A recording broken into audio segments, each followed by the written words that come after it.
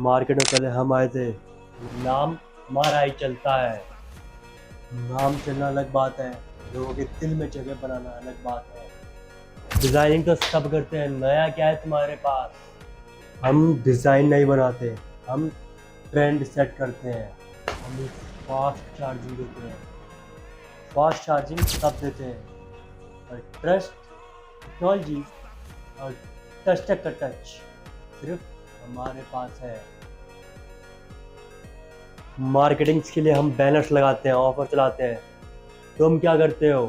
हमारा her campaign एक celebration होता है। मुनाफा bag, touchtech rocket profit bag, TCM, magic in Phuket, ये सब एक सेलिब्रेशन है।